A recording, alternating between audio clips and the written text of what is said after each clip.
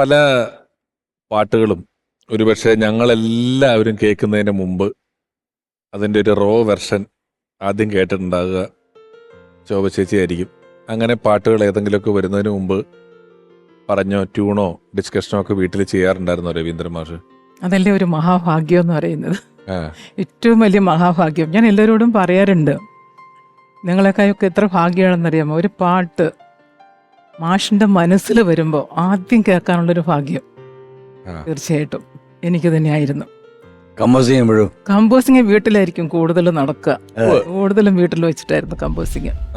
വേറെ ഹോട്ടലുകൾ ചെയ്യും, എങ്കിലും കൂടുതലും ഇഷ്ടം വീട്ടിൽ ചെയ്യുന്നതായിരുന്നു. അപ്പം അതുകൊണ്ട് തന്നെ ആ പാട്ട് തുടങ്ങുമ്പോൾ ഇതെവിടെ ഉള്ളിൽ നിന്ന് വരുമ്പോൾ ആ മൂളിപ്പാട്ട് ഒന്ന് കേൾക്കാനുള്ളൊരു ഭാഗ്യം, അതല്ലേ മഹാഭാഗ്യം. വലിയ ഭാഗ്യമാണ് അത്. ഞാനത് പിന്നെ വേറൊരു കാര്യമുണ്ട്, ഞങ്ങൾക്ക് അന്നപൂർണേശ്വരിയാണ്, ഞങ്ങൾക്ക് എല്ലാവർക്കും ഭക്ഷണം തരുന്ന ആളാ. നല്ല സ്വാദോടുകൂടി ഇത് ഗംഭീരമായിട്ട് ഭക്ഷണം. പ്രണയത്തിന്റെ പാട്ട് ഉണ്ടാക്കിയിട്ടുണ്ടെങ്കിൽ പ്രണയത്തിന്റെ എല്ലാ വിക്രസുകളും കഴിച്ച പാർട്ടിയാണ് ഇവർ രണ്ടുപേരും. ഓഹോ ഓ എന്നോട് പറഞ്ഞിട്ടുണ്ട് രവേട്ടൻ. ഓ അതെ, അന്ന് മാഷൊരു പാട്ടുകാരനായിട്ടാണ് ആദ്യമായിട്ട് ഞാൻ കാണുന്നത്. സ്വാതി തിരുനാളിലൊക്കെ പഠിച്ചിട്ട് ഗായകനാകാൻ വേണ്ടിയിട്ടാണല്ലോ മദ്രാസിൽ പോയത്. അപ്പോൾ ആ കാലഘട്ടത്തിൽ ഞാൻ അദ്ദേഹത്തെ ഒരു ഗായകനായിട്ടാണ്, ഗായകനെയാണ് സ്നേഹിച്ചത്. ഒരു ഗാനമേള ട്രൂപ്പ് ഉണ്ടായിരുന്നു, തണ്ടർബേർഡ്സ്. രവീന്ദ്രൻ മാഷുടെ നമ്മുടെ ഇപ്പൊ എന്നെ പോലുള്ള ഒരാൾക്ക് നമ്മൾ കാണുന്ന രവീന്ദ്രൻ മാഷക്ക് ഇടാൻ പറ്റിയ ഒരു ട്രൂപ്പിന്റെ പേരല്ല തണ്ടർബേർഡ്സ്. മാഷിന്റെ ട്രൂപ്പ് അല്ല, മാഷ് പാടിയിരുന്ന ട്രൂപ്പാണ്. അതെ, ആ ട്രൂപ്പിൽ പാടുന്ന സമയത്താണ് കാണുന്നത്. തീർച്ചയായിട്ടും അന്നാണ് അവിടുത്തെ അന്നത്തെ ഒരു ഹിറ്റായിട്ടുള്ള സോങ്ങാണ് ശാരി മേരി രാജേശ്വരി. പിന്നെ ഗാനമേള സിനിമയിൽ ഉപയോഗിച്ചിട്ടുണ്ട്. അതെ, അത് ദാസേട്ടൻ പാടി പടത്തില്. പക്ഷെ അന്ന് രവിയേട്ടൻ സ്വന്തമായിട്ട് എഴുതി മ്യൂസിക് ചെയ്ത പാട്ടായിരുന്നു ആ പാട്ട്. അതെല്ലാം ഓരോ പെണ്ണുങ്ങളുടെ പേരുമാണ് അന്നത്തെ. ഓരോ ശാരി മേരി രാജേശ്വരി ചിലരെ എനിക്കറിയാം. ആളെ പറഞ്ഞയച്ച് കൊല്ലല്ലേ തല്ലല്ലേ എന്നൊക്കെയുള്ള. അത് സ്വയംപാടി അന്ന് ഈ തണ്ടർബേർഡ്സ് ഗ്രൂപ്പിന്റെ ഉള്ളപ്പം ഏറ്റവും ഹിറ്റായിട്ടുള്ള പാട്ട്. ആൾക്കാർ വൺസ് മോർ 2-3 തവണ പാടിക്കും അതൊക്കെ. എന്നിട്ട് നാരങ്ങ കൊടുക്കും, നാരങ്ങയാണല്ലോ ഒന്ന് സമ്മാനം കൊടുക്കുക. അത് കല്യാണത്തിന് പോയാലൊക്കെ നാരങ്ങ അതൊക്കെ അങ്ങനെയാണ്. പ്രോഗ്രാം നടക്കുമ്പോൾ ആൾക്കാർ ഇഷ്ടപ്പെടുമ്പോൾ വന്നിട്ട് ഇങ്ങനെ ഒരു നാരങ്ങ പിടിപ്പിക്കും. ഒരുപാട് നാരങ്ങ കിട്ടിയിട്ടുണ്ട്. അപ്പോ അന്നത്തെ നല്ലൊരു ഗായകനായിരുന്നു. അതെ, പാട്ടുകാരൻ കഴിഞ്ഞിട്ട് പിന്നെ രവികുമാർ എന്ന് പറയുന്ന നടൻ എത്രയോ സിനിമകളിൽ ഡബ് ചെയ്തിട്ടുണ്ട്. അതിപ്പോ പ്രേക്ഷകരിൽ കുറച്ചു പേർക്ക് അറിയായിരിക്കും, അറിയാത്തവർക്ക് വേണ്ടി നമ്മൾ അങ്ങാടിയൊക്കെ കാണുമ്പം അനശ്വര നടൻ ജയൻ ട്രോളി പുള്ളേഴ്സ് എന്നൊക്കെ ഡയലോഗ് പറയുന്നതിന് മറുപടി പറയുന്ന രവികുമാർ എന്ന് പറയുന്ന നടന് എത്രയോ സിനിമകളിൽ ശബ്ദം കൊടുത്തത് രവീന്ദ്ര മാഷാണ്, ഡബ്ബിംഗ് ആർട്ടിസ്റ്റ് ആയിട്ട്. അതെ അതെ അതെ, തീർച്ചയായിട്ടും. അതൊരു ഗായകനാകാൻ വേണ്ടിയിട്ട് മദ്രാസിൽ വളരെയധികം അലഞ്ഞ ആളാണ്. വളരെയധികം എല്ലാ മ്യൂസിക് ഡയറക്ടറുടെയും പടിവാതിൽ പോയി ഒന്നാണ്. അപ്പോൾ അതിലൊന്നും ശോഭിക്കാൻ സാധിച്ചില്ല. കുറെ പാട്ടുകളൊക്കെ പാടി, കുറച്ച് കോമഡി പാട്ടുകൾ, ദേവരാമാഷിന്റെ ആടി കളിക്കട കൊച്ചുരാമ, പിന്നെ അങ്ങനെ കോമഡി പാട്ടുകളൊക്കെ പാടിയായിരുന്നു. പക്ഷെ സാധിച്ചില്ല. അപ്പോഴത്തേക്ക് ഞങ്ങൾ കല്യാണം കഴിച്ച് ഫാമിലി ആയിരുന്നു. അപ്പം പിന്നീട് ഒരു വരുമാന മാർഗമായിട്ട് കണ്ടതായിരുന്നു ഈ ഡബ്ബിങ്. പക്ഷെ അന്നത്തെ ഒരു ഫേമസ് ഡബ്ബിംഗ് ആർട്ടിസ്റ്റ് ആയിരുന്നു അന്ന് രവികുമാറിന്. ധാരാളം പടങ്ങളുള്ള സമയം. രവികുമാർ അത്രയും പടങ്ങൾ ഹീറോയ്ക്ക് ഡബ് ചെയ്യുന്ന ആളാണ്. അത് മാത്രമല്ല തെലുങ്കിലിരുന്നൊക്കെ എടുക്കുന്ന കമലഹാസന്റെ ഡബിൾ റോളിലെ പടത്തിനൊക്കെ ചെയ്തിട്ടുണ്ട്. കുറേ ഡബ്ബിംഗ് ചെയ്തിട്ടുണ്ട്. പിന്നീടാണ് ആ ഡബ്ബിംഗ് കഴിഞ്ഞിട്ടാണ് മ്യൂസിക് ഡയറക്ഷനിലോട്ടുള്ള ഒരു ഘട്ടമാണ്. ചർച്ചയിൽ ഇപ്പൊ പലതവണ പറയപ്പെട്ട പാട്ടുകളെല്ലാം ഉണ്ടായ സിനിമയുടെ സംവിധായകൻ നമ്മുടെ ഈ വേദിയിൽ ലോഹിതദാസ് സാറിന്റെ എപ്പിസോഡിൽ പങ്കെടുക്കാൻ വേണ്ടി വന്നിരുന്നു. അന്നും ഈ പാട്ടുകളെ പറ്റിയൊക്കെ ഒരുപാട് പരാമർശിച്ചിരുന്നു. വളരെ ബഹുമാനപൂർവ്വം നമുക്ക് രവീന്ദ്രൻ മാസ്റ്റർ ഓർമ്മകളുമായി പ്രിയപ്പെട്ട സംവിധായകൻ ശ്രീ സിബി മലയിൽ സാറിന്റെ ഇന്ന് കാണാം. രവീന്ദ്രൻ മാഷുമായിട്ട് ഞാൻ 4 സിനിമകളാണ് ചെയ്തിട്ടുള്ളത്. ആദ്യമായിട്ട് ചെയ്യുന്നത് ഹിസ് ഹൈനസ് അബ്ദുള്ളയാണ്. തുടർന്ന് ഭരതം, കമലദളം, ധനം തുടങ്ങിയ സിനിമകളാണ്.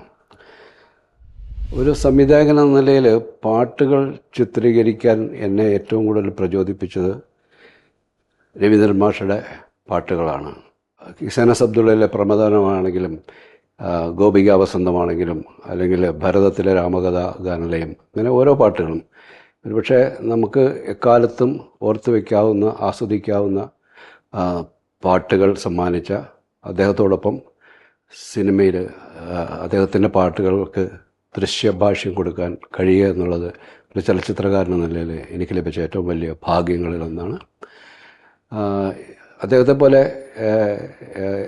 ചെയ്ത എല്ലാ പാട്ടുകളും ഒരുപക്ഷെ അദ്ദേഹത്തിൻ്റെ ഒരു പാട്ടുകളുടെ ഒരു ലിസ്റ്റ് എടുത്ത് നോക്കിയാൽ ചെയ്ത എല്ലാ പാട്ടുകളും സൂപ്പർ ഹിറ്റാക്കിയ അപൂർവം സംഗീത സംവിധായകരുള്ള ഒരാളാണ് രവീന്ദ്രൻ മാഷ്.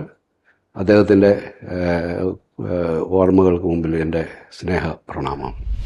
ഭരതത്തിന് നാഷണൽ അവാർഡാണ്, നന്ദനം എത്തിയപ്പം സ്റ്റേറ്റ് അവാർഡാണ്.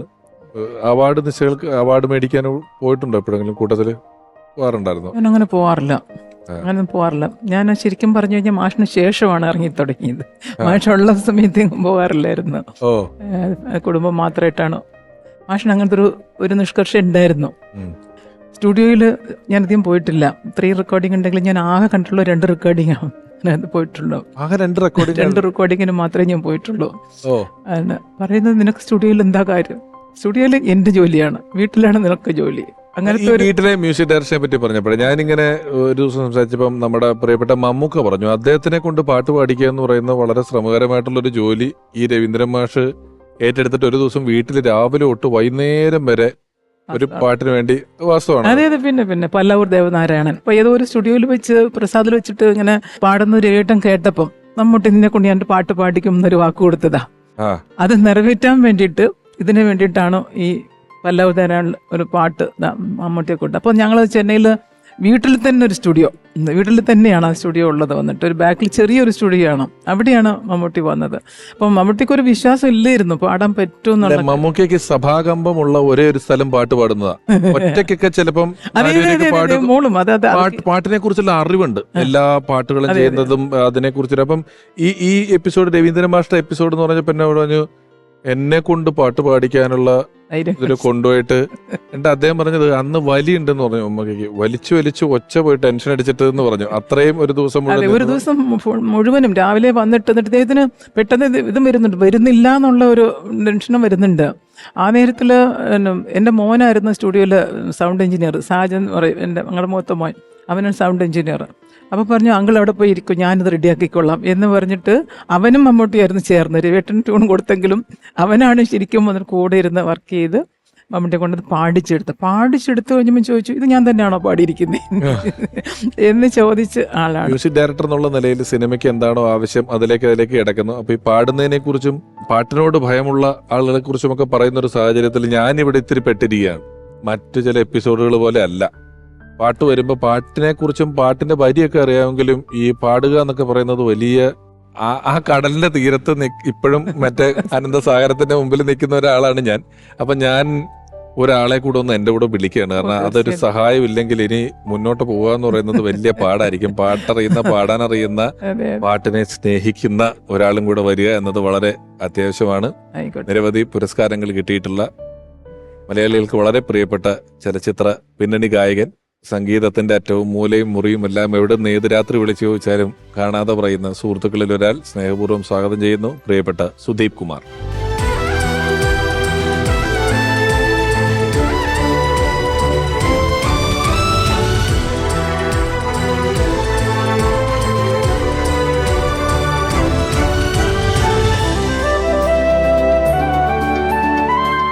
സുദീപേട്ടാ നമസ്കാരം. അപ്പോ ഒരു സന്തോഷം പറയട്ടെ. പറയൂ. ഈ സുദീപിനെ ഇൻട്രോഡ്യൂസ് ചെയ്തത് ഞാനാണ്. അതും ഗംഭീരായി. ആദ്യത്തെ പാട്ട് സിനിമ പാടുന്നത് അത് രചനയും സംഗീതവും സാറിന്റെ താലോലം എന്ന സിനിമ. സിനിമയിലെ പാട്ട് വന്നില്ല, പക്ഷെ അതാണ് തുടക്കം. വരാത്തോണ്ടാണ് ഇനി ഞാൻ ചോദിക്കുന്നത്. നമ്മള് പറഞ്ഞപ്പോ ഈ ഹിസ്ഹൈനസ് അബ്ദുള്ള എന്ന് പറയുന്ന ഒരു ചിത്രത്തിൽ നിന്നാണ് ഞാൻ തിരുമേനി ഉണ്ടായിരുന്നത് കൊണ്ട് തുടങ്ങിയത് അവിടെ നിന്നാണ്.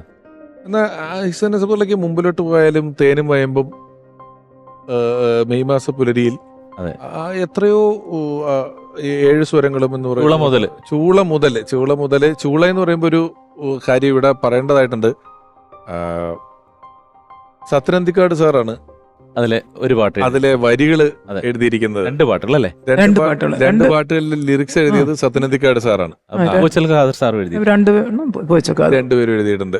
അപ്പൊ അതിനു മുമ്പുള്ളൊരു രവീന്ദ്രൻ മാഷുടെ പാട്ടുകളിൽ ഏറ്റവും പ്രിയപ്പെട്ടതെന്നൊക്കെ ഞാൻ പെട്ടെന്ന് ചോദിച്ചാൽ എങ്ങനെ എങ്ങോട്ട് പോകും? എനിക്ക് എൻ്റെ ഓർമ്മയിലൊരു, ഞാൻ 1ാം ക്ലാസ്സിലോ 2ാം ക്ലാസ്സിലോ പഠിക്കുമ്പോഴാണ് ഈ ചൂള ഇറങ്ങുന്നത്.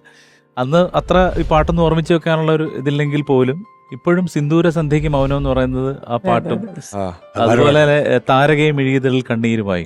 അപ്പൊ യേശുദാസ് സാറിന്റെ ശബ്ദം നമ്മൾ അതിനു മുമ്പ് കേട്ടിട്ടുണ്ടെങ്കിലും അതിന്റെ വേറൊരു ഡയമെൻഷനിലാണ് നമ്മൾ ആ പാട്ടിൽ കേൾക്കുന്നത്. താരകേ മിഴിതളിൽ കണ്ണീരുമായി താഴെ തിരയുവതാരേ നീ ഏതോ കിനാവിൻ്റെ ഏകാന്ത തീരത്തിൽ ഒലിഞ്ഞുവോ നിൻ പുഞ്ചിരി.